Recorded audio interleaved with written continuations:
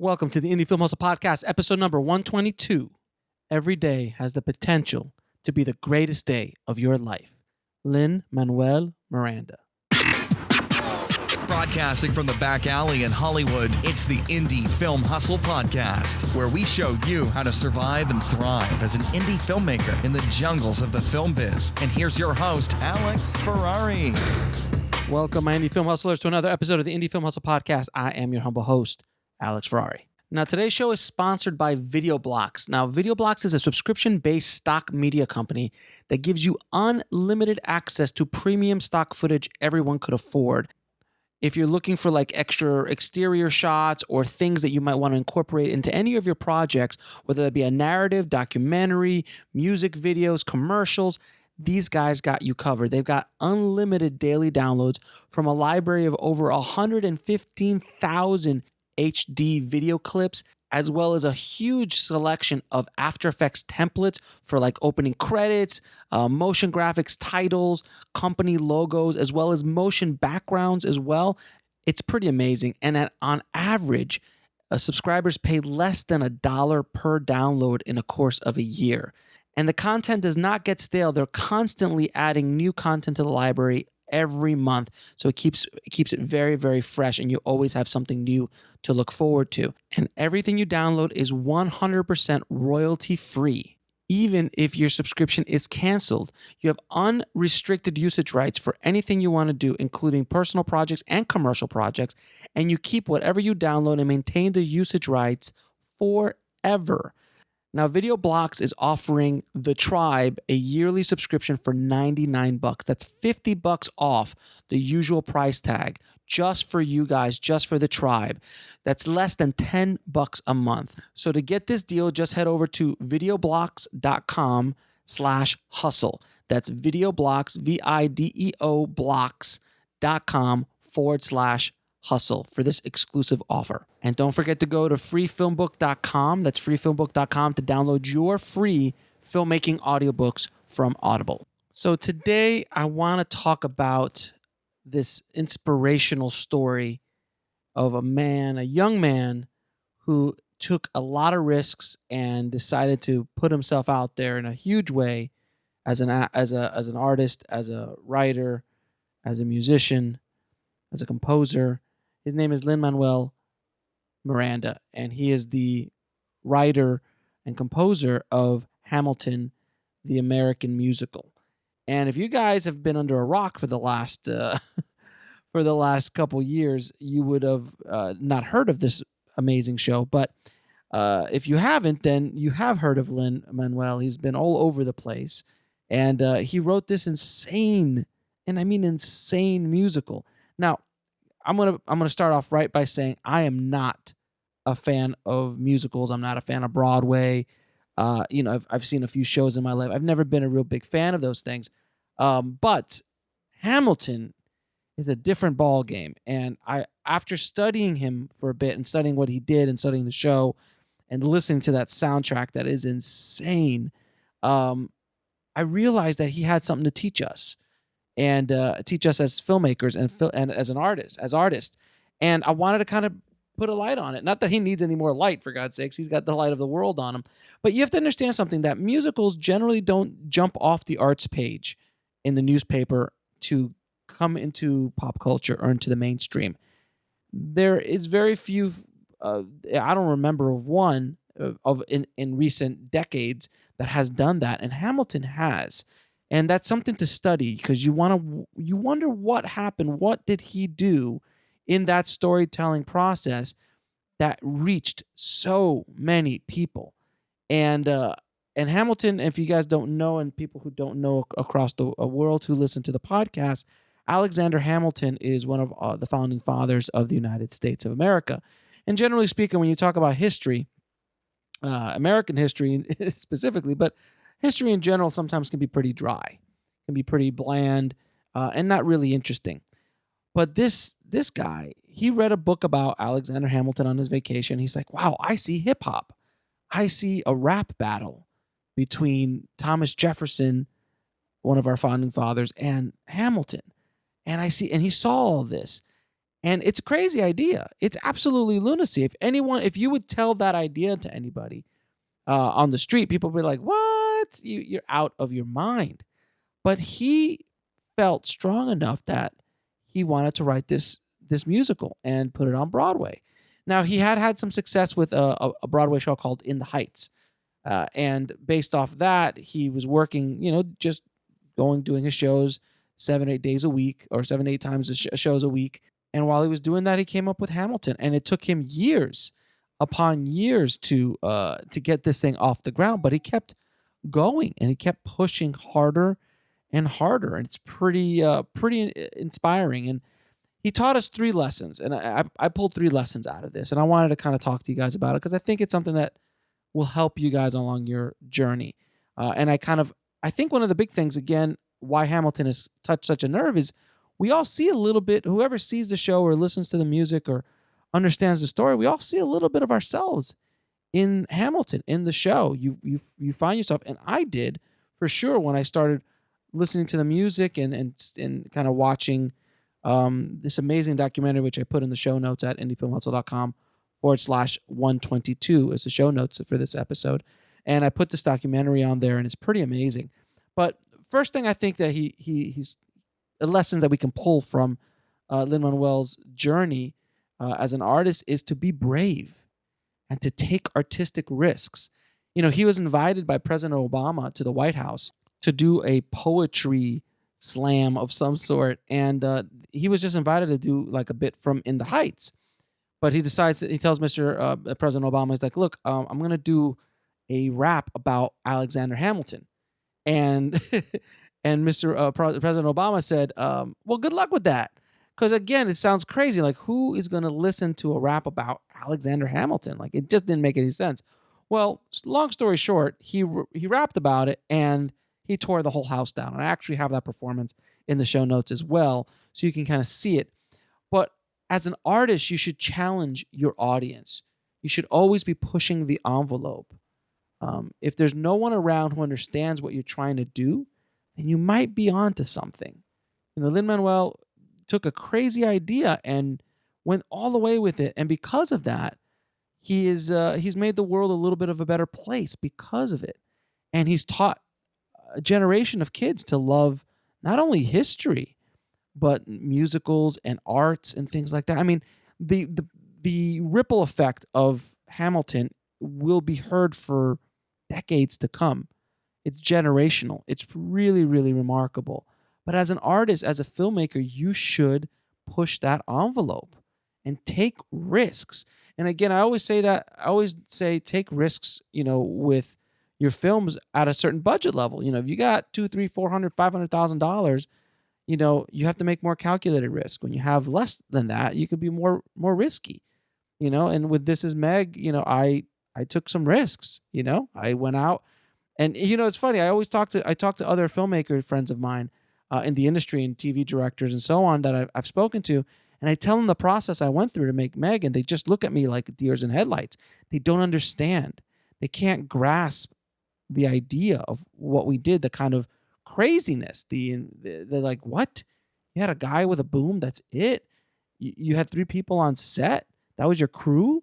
Like they just don't get it, and that makes me actually feel really good that nobody got and nobody gets what I'm talking about, because that means I'm onto something.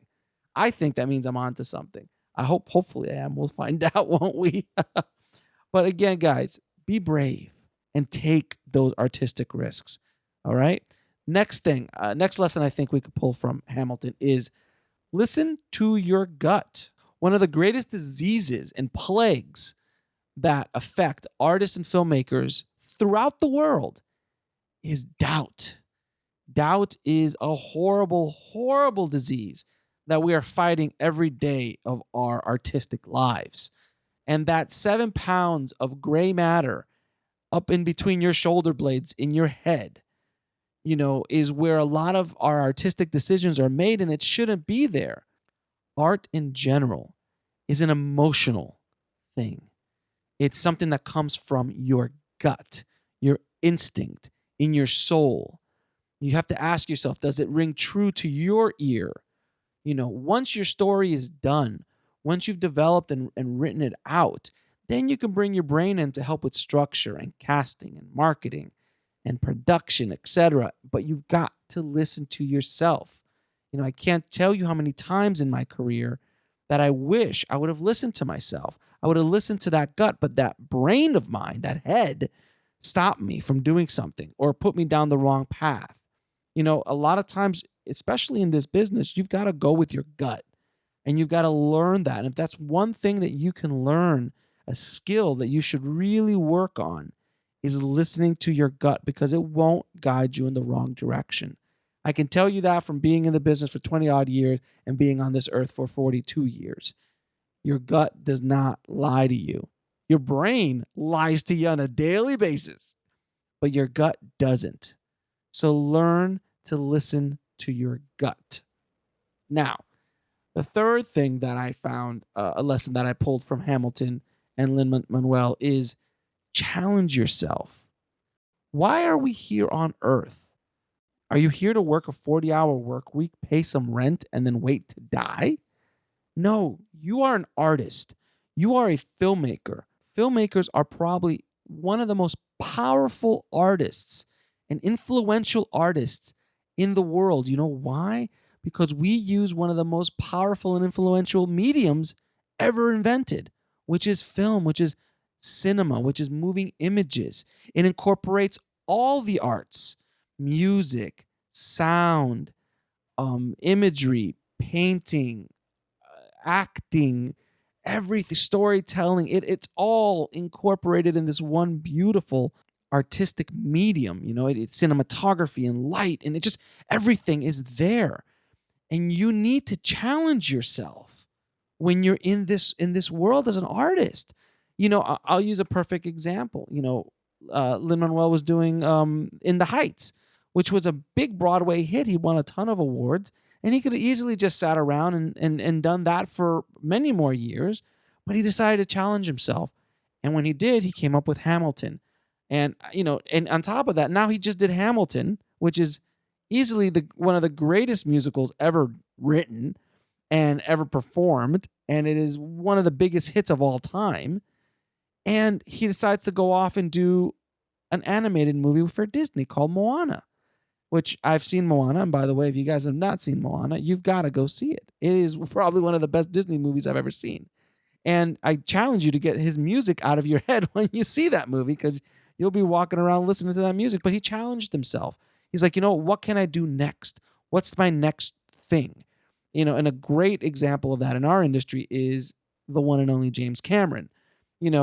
James has been gradually I call him James because, we're friends. No, every kind of project he does, he gradually grows and does something more challenging. So from Terminator to Aliens, from Aliens to The Abyss, from The Abyss to Terminator 2, and then True Lies. And then he does this other little movie called Titanic. And he literally can't get any higher. He is the biggest box office draw of all time. He wins just a gazillion Academy Awards and Golden Globe Awards and all sorts of awards. He literally is on top of the world in his field. There is no one that's even close. He has catapulted himself beyond anybody else ever. So what do you do? How do you challenge yourself after you've literally conquered everything you've ever wanted? He decides to take about 8 years off and think about it. And he travels and goes deep. He becomes a deep dive fisherman. That's how he challenges himself. He becomes a deep ocean explorer and does a bunch of documentaries and things like that. But then when he comes back, he's like, you know what? I'm going to do this little movie called Avatar. And then what does he do? He changes the game again. He pushes the technology. He does something that no one's ever done. And what does he do? Becomes the number one film of all time again. So he owns the number one and number two spots. And now what does he do? So now you've got the number one, number two spot. Now what are you going to do? You're obviously not doing this for the money. You stopped doing this for the money a long time ago. So what is he going to do? I'm going to do 4 new Avatar movies over the next 10 years.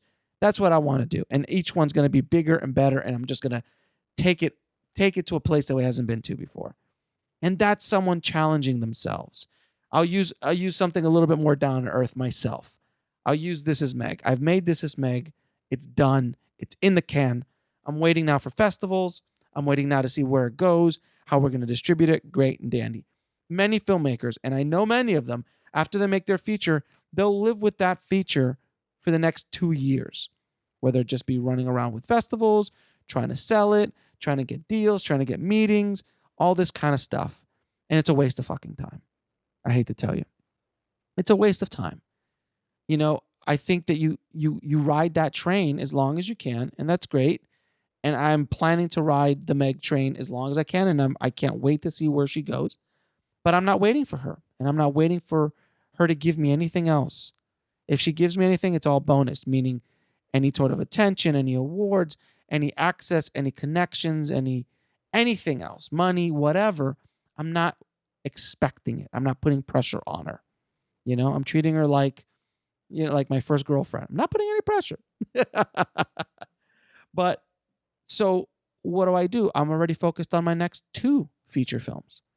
I'm already writing my next one, which I plan to start shooting sometime in March or April. And then I got another one that I'm planning to shoot by the end of next year. So my goal next year is to do 2 feature films. I'm challenging myself. And this next project's going to be little bit bigger than Meg, a little bit more complicated. And then the project after that's a bit more complicated than that. And if something else happens, other opportunities present themselves, great. But I'm not waiting for those. And that's something that you shouldn't do either. Don't wait around for someone to knock on your door. Just keep working, keep challenging yourself, keep pushing yourself. I went into doing This Is Meg. I was like, you know what? I'm going to DP this myself. I'm going to be the camera guy. I'm going to do this, this, this, and this. And I challenged myself. I wanted to see if I could do it. It was a risk. I could have shot this movie and it could have looked like dog crap. But I think it looks okay. And a lot of my cinematographer friends who see it, they say it looks cool. So I guess I did an okay job. So you challenge yourself. Challenge yourselves. It's the only way you're going to keep growing as a filmmaker and as an artist. And it could be little steps. But every time you go out to the plate and you're going to go and make a movie or make a short or make a commercial or make something, challenge yourself. Because if you get into a rut artistically, that is one of the worst places to be. You're just going out there for the money. You're just doing this for the money. Find a way to keep yourself creatively challenged. If not, you're not going to grow as an artist or as a filmmaker. So, guys, I hope you learned a little something in this episode. I was just so inspired by Hamilton, I thought, and what Lin-Manual Miranda did, that I wanted to share that with you. And these are the lessons I've kind of pulled from what he did. And I think they're very valid lessons that can really help us as filmmakers, as storytellers, and as artists. I really do think these 3 lessons are very valuable, and they don't technically teach these in school. So, guys, don't forget, all right? Be brave and take artistic risks. Listen to that gut of yours and continuously challenge yourself in every which way you can. And it doesn't only have to be artistically, too, guys. In other aspects of your life, you should be doing all 3 of these things as well. Because, guys, man, life is short. And I know that sounds cliche, but it is. Life is short. It goes by quickly. And if you don't challenge yourself and just sit there eating bonbons all day, it's just a waste, man. So please heed my words. Please heed the words of Lin-Manuel Miranda and of Hamilton himself, who was, if you listen to the story of Hamilton, he was a hustler, man. He was the original hustler. He hustled his ass off to get where he was, before he was shot by Mr. Burr. But it's a pretty insane story to listen to his story. So definitely check it out. Go to indiefilmhustle.com/122 for the show notes. You'll see a bunch of videos on Lin-Manuel, on Hamilton, the great PBS documentary. It's about an hour and a half, hour and 40 minutes long.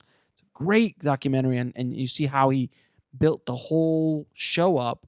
And whether you like musicals or not, man, it's really a great just story to watch on how an artist put together their art and what they went through and how they had no idea. You can tell when he was writing it, he had no idea it was going to be a monster hit. He was just doing it and seeing what would happen.